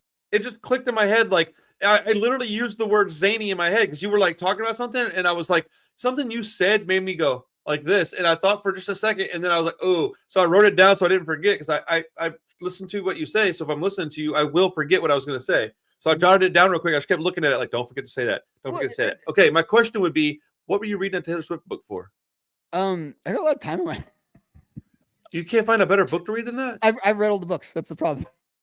Man, second dip, bro. Read it again. Man, look, and to be very clear, I don't really actually have a problem with her. I don't know much about her, so I don't know if there's any like social issues that I would have an issue with. But like her music's not terrible. I just don't like pop music that much. No, and it's actually I've just been now not doing this as much with you and stuff. I've just getting back into the art of music journalism is what or music media, music coverage is what I'd like to see. I got called a journalist for the first time a while back, and it has been I've been called that now like 4 or 5 different times from people that I don't know why they said that to me, but my wife looked at me like I was retarded when I said, oh, I didn't realize I was a music journalist. She's like, what is it that you do then? And I was like, she's like, do you travel? And I was like, yes. And she's like, for work, right? And I was like, yeah. She's like, well, what do you go out there to do? I was like, document musical. Oh, and she's like, yeah. And she just went back to what she was doing. Like, I'm the one that didn't understand what it was I was doing, I guess. I just thought I was having a good time. Yeah. I don't know. You're not really like a reporter, I would say, although you do reporting. Like, but I'll go out and I'm going to go out and do I'm covering a fucking giant fest in LA, and then I'm doing the same thing in Las Vegas, and then I'm interviewing these people in person. That's the same kind of work a newspaper journalist would do. Yeah, different topic. It's weird, isn't it? Yeah, you do. You're more analogous to like a TV journalist, like the same way. Like say, I'll try to think back in the day. Whoever's anchoring the desk at he's commenting on the news and then having the interview with the president. I covered the Finn McKenty thing. It's like Matt Pinfield or somebody from MTV way back when, except that I have to do it myself because I'm on a channel instead of because TV, And I again, we don't want to get into a whole other thing about things, but no, I think cool. It's just cool but I didn't know I was doing that, and that's awesome. Work. I think it's media work that's not just promotions work. I don't think it's like maybe if it was full blown it's not investigative journalism necessarily, but you don't. No, I wouldn't call it that. It's just more of the interviewing people. It's not as important as investigative journalism in my opinion. Because I'm not breaking news. I'm just documenting things. I'm interviewing people. I'm going to go take photos at these shows and film the sets. And I think entertainment journalism, or even you see this a lot in gamer journalism. That's kind of right. I thought it was really neat, man. Yeah, you're not really trading access though. So because I was that. It just made me feel good because I put a lot of work into this, and I didn't ever have a title for it. People are like, well, what is it you do? I'm like, I do this. Well, there's a word for that, and I just never really thought that it applied, because I feel like I'm humbled by that. Like, that's a word where I felt really grateful to hear. I was like, oh wow, that's pretty amazing that somebody would think of me like that. Because, like, look, I have all the angry takes that I can have, right? Whatever, man. I'm very humble at the end of the day. Like, I am very, very humbled by my situation, by my audience, having friends like you. The fact that you still want to come hang out tells me a lot. Like, that's I am very, very appreciative of all this stuff, man. It's amazing, dude. I've been here my whole life trying to get to where I could make a mark on this thing, and because I want it to be as important for somebody else as it is for me, and the only way I'm going to be able to help somebody get there is by ushering them into it, and that's how I'm doing all this. I've got bands now. I'm not going to say names because I'm not that kind of asshole, but I got bands hitting me up now wanting to do the show, and I'm getting so many requests for like album reviews that I had to come up with like a stipulation sheet. Like, I'm like, here, if you meet these requirements, I will review your music. And it's not out of my head being big. If I had the time to do every one of them, I would. That's all it is. I don't have the time. It's pretty weird, man. You're an official gatekeeper now. Like, oh yeah, no, for sure, dude. I got like a whole sword and shield and everything, man. It's awesome. Real. Yeah, like I'm so proud of you for forget about that journalist stuff. You're an actual, you're a legit gatekeeper, like certified. Well, bro, like, I don't mean to like pat myself on the back, but I got to fly out to LA and hang out with Jesse Michaels. Like, that gives me a certain accomplishment that I can consider personally a pretty important thing.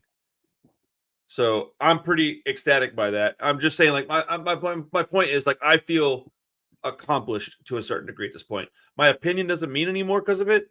I don't have any kind of weight in the game. I just, I do what I do because I like to do it. And some people might say that I'm something that I wouldn't consider myself, but what I consider myself, I think, is the real important thing. And I consider myself just part of the community, really. But, I think it's amazing, man. I don't know. I just never really got any credit for shit I was doing when I was younger, because I was doing some stuff, but I was also fucking everything up, man. So, like, now I'm doing some stuff and I'm being responsible. And I think people are like taking note now and going, oh yeah, he's working pretty hard. Whereas back in the day, like, yeah, he could do something if he wanted, but this dumbass is going to there and partying too much. So it's just nice to see like some rewards for all the hard work. It's pretty cool. Yeah, it's pretty awesome, man. I get to talk to Roger Merritt next week. Like, what the fuck, bro? This shit's rad, dude. That was when you had. I've been trying for that for a long time. Like, before you started interviewing people, you were targeting that one. It's like, maybe you could, someday, right? That was right. That was yeah, dude. I mean, like, I just emailed Jim Lindbergh the other day, like this afternoon. Like, that's ridiculous. Like, it doesn't make anything other than I get to think that it's cool. Like, I think it's cool. You think it's whatever, man. I don't give a shit. I think it's fucking rad. I just like to geek out on this shit with me and my homies, dude. Because, like, a year and 9 months ago, I was like, hey, you want to do a collab with you?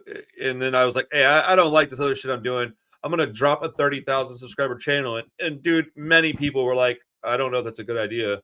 And I was like, well, if I can do it once, I can do it again. Let's see. And then it's just nice that it's happening, because I maybe thought that maybe I didn't even believe I could do it. So, Yeah, I remember you telling me that you would talk about punk rock on your channel, but no one would watch it. Nobody gave a shit at all. And so I was like, I got to start a whole channel for it. And what's funny is I still have a few people that watch the channel from those videos. Oh, yeah? Yeah. Shout out JJ, man, if you're watching this, bro. So some of your OG fan club. Yeah, he's been watching my channel for years, dude. Shout out to that guy. Dude, that shit does not go unnoticed. And I mean, like, people like TJ Trainwreck, dude. Like, I wouldn't even have my label if it wasn't for him. And he's got nothing to do with punk at this point in his life. He's an OG hardcore kid, but like, he does hip hop shit. But I wouldn't have my label if it wasn't for him. That was your artist for a while. That was like your main focus. Yeah, dude. Like, he's dropping some music on Friday. I was like, I'll cover that shit. He's like, oh. I'm like, bro, why would I not, bro? You're my friend. Like, and this is like, and this is why shit like defining what something means is so important to me, because I put everything into this. So to somebody else, it may not be as important to somebody else, but to me, this is everything. My family is here. This is like, I'm talking a fucking portion of a step down is this. So it is important to me to have a definition and to have these ideas of what it doesn't mean it's good or bad, but I like to have boundaries. I like to have definitions is probably the right word. People say like, oh, punk can be anything. That's not really true. Like, okay, so Kiss is punk, right? Come on, man. Like, stop it. Punk can't be anything. Like, there are rules to everything, unfortunately. I'm going to adopt that as a take just to go viral. I'm going to say Kiss is the first punk band. Yeah, I'm just going to go off that for like 2 months. You know what? I could probably make a fucking argument about it. Oh, I definitely could. Yeah. It's disingenuous, but I got the skills. I could do it. What a band that I don't want to admit that I do like. Ah, that guy sucks so bad, but They're their the music was ultimate pretty example initially of what I said. If like, I wish they sounded like what they look like. good point. Like if they could just Yeah, sound like whatever it is valid they look valid point. like if they just sound like Metallica, that would be great. Like that would have been Right? perfect. Ghost is another one. Exactly. Yes. Ghost is like dumb mom rock, but Yeah, just like and then what's the other one? What's the other one? It's like it's got a weird name. Uh, they had these songs that have like they're like jazz infused like radio core stuff, but they look all insane and shit. Oh, and for a while they wouldn't let anybody know who they were either. I think they looked and sounded like a little bit like Ghost. Let's see. I hate music like this, but my friends like this band. Let's see. Sleep Token, that okay, fucking yeah. garbage ass shit. That music See, sucks. you know what? I think you and I can agree on we hate mainstream rock. Yeah, I hate that shit. Like current mainstream rock, you and I both Oh, really current stuff is even worse. well, like newer band. Yeah, Newer, this band's kind of old, but you know what I mean. Like, yeah, I'm not into that I music, can't do bro. it. I can't do it with. If it wasn't on those Crazy ones. Taxi, I don't want nothing to do with it. I mean, like, you asked me, I'm reading it. Right, I'm reading a Taylor Swift book. I mean, who else's book from modern music am I going to read? My God, Nobody's, man. Put that shit down and read something better than that. I wish I had time to read some more books. I got too much going on right now. I'm spread very thin at the moment, but it is what it is. So, okay, before we go, dude, what are some of your favorite Mest songs? What is your favorite Mest album? If somebody's going to go listen to them, what do you recommend? I would say my favorite album is the self-titled album from 2003. Is it just got the logo real big on the cover? Mhm.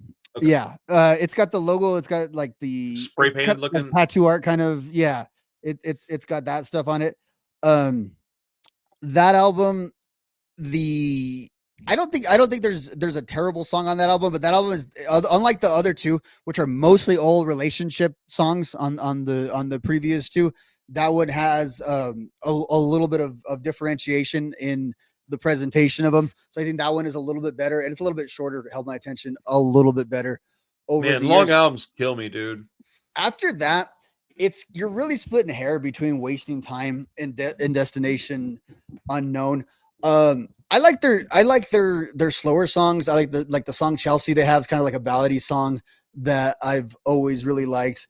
Yesterday, Opinions, I would say when they get a little more hyped, it's not as good because it's a little more generic. Like their song "Fucked Up Kid" is kind of a cool song to open up with, but Okay. it's very generic and there's nothing really, fucked up visions in my head. I'm a fucked up kid is what she said. That's kind of, it feels very generic Molly rock where you start getting into the other kind of stuff, specifically the stuff I would say point to anything with both vocalists on it.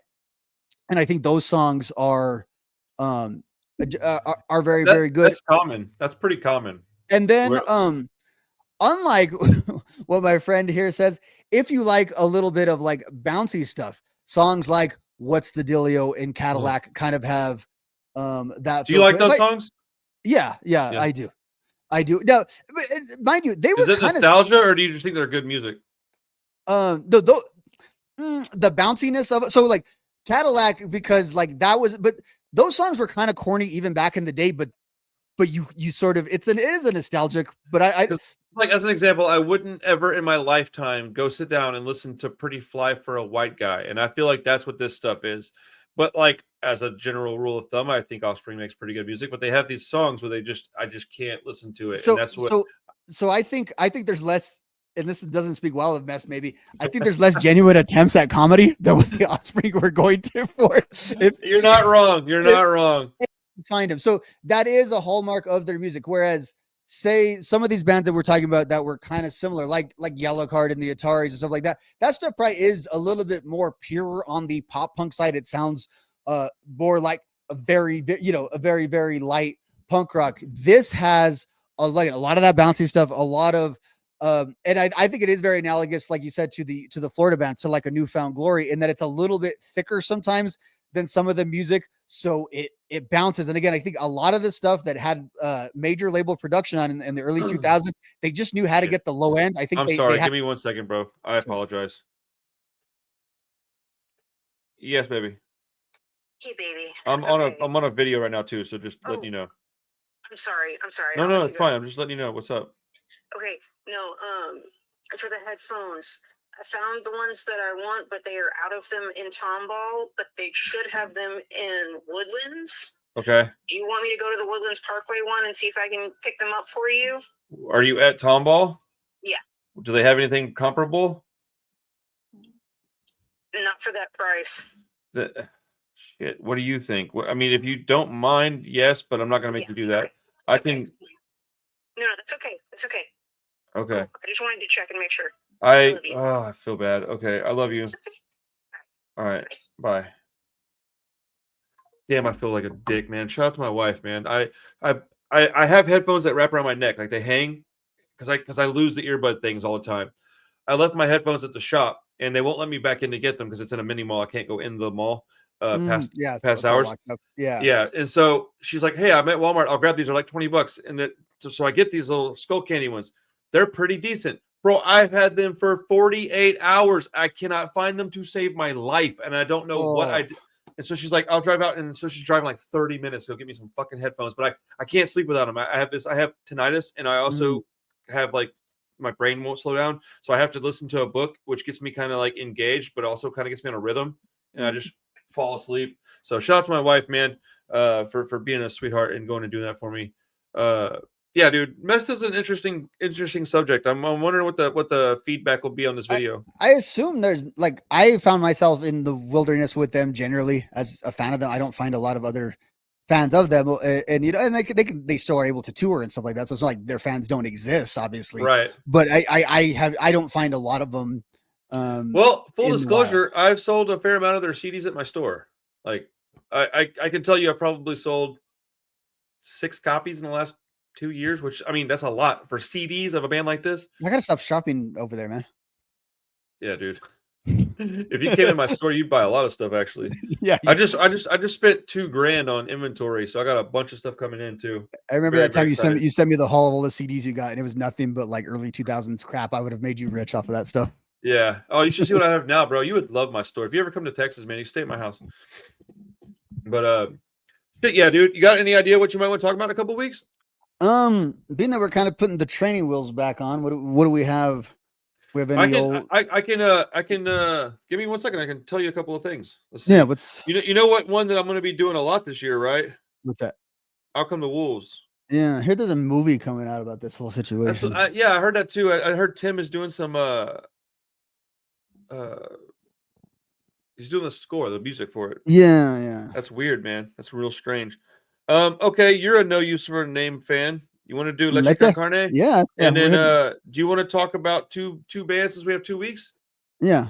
Because the other one I feel like it'd be pretty easy for you to do. Let's do Insomniac. Okay. The superior Green Day album. I'm kidding, people. Don't get mad.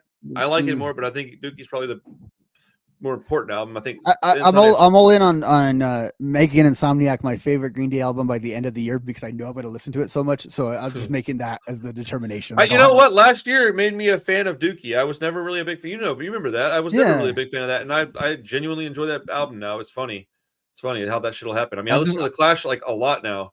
I'm ready for like a year of Insomniac. I've been like prepared because I know it's just from talking to you, from like it's just you're going to talk about whatever Green Day anniversary album it is, right? And I was thinking, like it's going to be a lot of Insomniac. Sprinkle that stuff in on top of all of my street punk and crust and D beat and oi that I talk about all the time. Can you believe I'm listening to the Clash like this, dude? I'm a full on fan. It's wild. I still stand on the fact that I only like the first 2 records, though. I've tried listening to the other stuff. I just can't get into it. But I'm happy with just those 2. There's enough good music on there for me to just. I know that's like a common opinion of like. I think the people say it, but I just don't know I don't know enough about him to know where that cutoff point is, you know? It's just self-titled and then give enough rope. After that, it's just all the popular records are the ones that I don't like. Loving Calling, Combat Rock are just not so is that, for me. I sound so ignorant on a punk rock podcast. Is that where it goes a little more electro dub, I guess, in the mid and where specifically Combat Rock. Yeah, it got more and then popular. Cut the Crap is like they use a drum machine because I think it was just Joe Strummer at that point. Yeah, it's kind of yeah, but somehow they were able to escape being considered 80s pop. It's very weird. Yeah, it is They very like weird 'cause they maintained are a 80s weird pop, amount of like the way these bands that we've been talking about all day had to go through the ringer for all this. The right? Clash for some reason never had to. They just got to Dude, skate. I had a guest that I'm editing right now. It's this dude named Christian. He's Mhm. 69 years old, but I went and visited him at his practice space because he plays in this band called The Hates. Oh, They're wow. old. They're the oldest band in Houston. They've been around since 1978, bro. And he still has. They had just had an album come out like a few months ago, and he was telling me like, yeah, I was like at my show, and I looked down and like Joe Strummer's watching me play. I was like, shut the fuck up. No, it was the Ramones. I'm sorry, the Ramones were like hanging out watching him play. Dude, blew my mind, man. It was just the craziest stuff. That guy's been around he's experienced a lot of cool shit. Have you ever heard of 30-Foot Fall? No, I don't think so. All right, I'm gonna send you a link. Just listen to it if you get a chance. They're from Houston. They're a band that I would consider this stuff I'm about to send you. That's what I think of when I think pop punk. But they're also just a good Houston band that are fixing to have them on the channel. I think at some point. I got some good guests coming, dude. I feel like you should definitely be able to look down at me and be like, I'm proud of this kid. I'm over here busting balls, dude. I think we got some good shit happening. But cool, man. We'll aim for a couple weeks from now, and we'll do Insomniac and damn, I already forgot the other one. But yeah, no use. I was just talking about that band, how that one and More Betterness were the two that I thought were probably the two I liked the best. Maybe no, Making Friends and More Betterness. Yeah, Making Friends a year and a half ago. Making Friends was the one that you said on the episode. Why I remember. I think that's the one that I like the best. I think I have that opinion too. I think More Betterness is that blue one. So yes, and that's the one I like the most. Is More Betterness. Yeah, that one has grown on me. It's a little more melancholy. Yeah, and then Making Friends is Making Friends is a little more lively. It's kind of That's why I like it. And then Leche is the cornerstone one, though. So I'm glad this is the one with everyone kind of talks about. I'm not a big Fat Records guy. I like NoFX and then I like Epitaph. So I'm happy to jump in and do some more. I knew the 20th was coming or the 30th was coming up for this one. So I've been having this one on the turntable quite a bit lately. I have the whole No Use Discog on vinyl. So what else is coming out this year that we got to talk about? Okay, we got we also have 85 and 05 we could talk about too. Yeah, so we have you mentioned Out Come the Wolves. We have Pennywise. Beginning of year, we do have Millencolin, Life on a Plate. Yes, Life on a Plate. And then we have to do a Dear You episode because we did the Jawbreaker episode last year. We promised a Dear You episode. We're gonna deliver on what we can do. How Jawbreaker died. We'll figure that out. Right. We can do Civ Set Your Goals because that band Set Your Goals came from that band that album. We can do Swinging Utters, Streets of San Francisco. There's a bunch of stuff, dude. TH Politics came out 95. Crimson, we got Crimson for 05 too, right? Yes. I was like Crimson, Alkaline Trio. Yes. Yeah. We also have the Queers Move Back Home in 95. Riverdale, self-titled 95. There's a shitload of stuff. I'm going to be busy this year. 95 is big because like all this stuff. All Ages that's my favorite Bad Religion album. We'll be able to talk about like all the Bad Religion hits. Yeah, I always say 94 is the big year, but it's not like 95 slack. No, dude, 94 through like 98. There's plenty of shit to talk about through all 4 of those years. Yeah, and then I came of age and ruined it. I mean, that's how I feel. Agreed. About me, not you. Oh, I was like 98. I was 16, and I just shattered on everything. Oh, man, it was a whole lot of fun. I feel like we just picked up right where we left off, man. Yeah. Super glad to talk to you. I'm so glad to see you, man. You look like you're doing good. How's everything going outside of just work's going okay? Family's okay? How's your boy doing? Yeah, I'm doing better. It's on the normal path of recovery. So well, that's good to hear, man. And like I always said, I still mean it. You need something, let me know. It looks like I will be making it to Arizona at some point in the near future because I got some friends that live out there now. So including you. So I will be traveling out that way at some point, hopefully this year. I'm going to LA again in a few weeks. I'm going to go to Punk Rock Bowling too. So nice, bro. This channel is really opening some doors, man. So it's let me log off of the recording, everybody. Thank you so much for hanging out. We appreciate it. This was a nice long fat ass episode. It's been a while since I've done one of these, man. We'll see you on the next Punk Rock Review podcast. Peace.